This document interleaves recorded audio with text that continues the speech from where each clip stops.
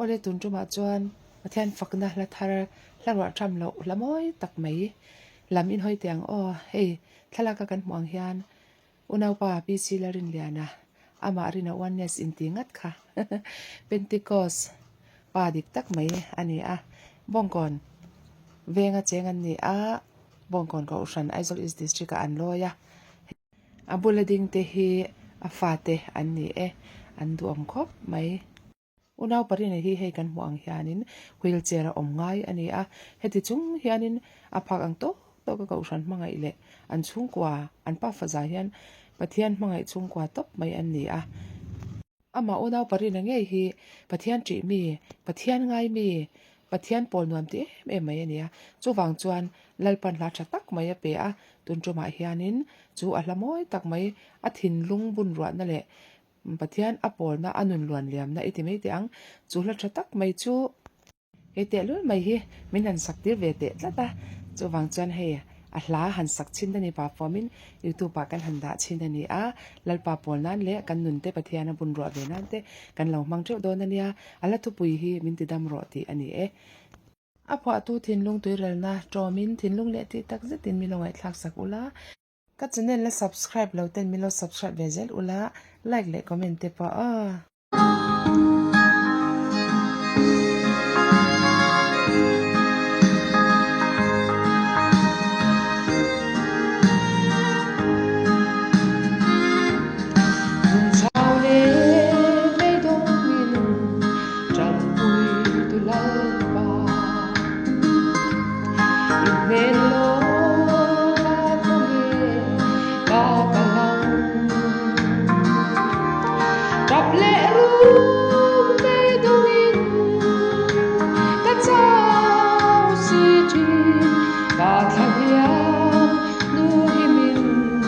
Gam le ro ha chol da ka song thi kho ve la ya a om chuan si lo ka chau le thi dam na le khamwan na ine na chau i ngai dam na te Karondi le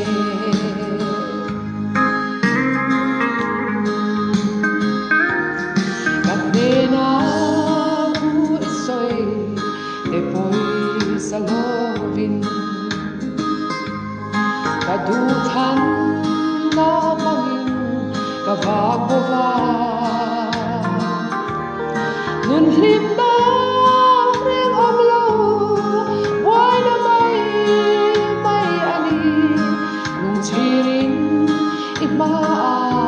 kalau bune ha chol da ka song thi kho ve la ya a om chua si lo ka chau le thi dam na le thabwan na ine na chau ngai dam na te ne ron ni le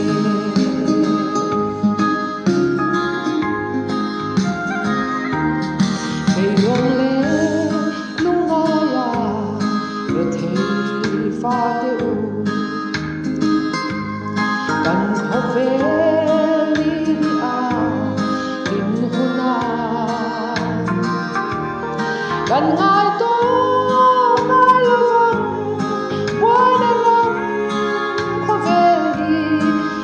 Zalen Nicola a ento ang ha chol da ka song thi kho ve la ya a om chuang si lo ka chau le thi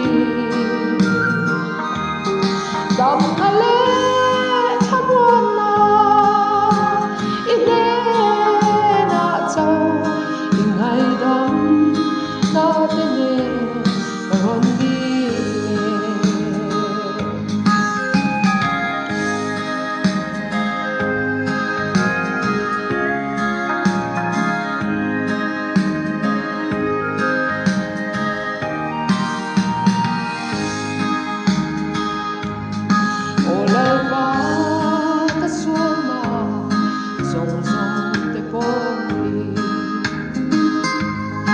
siêu phái sắc lê rô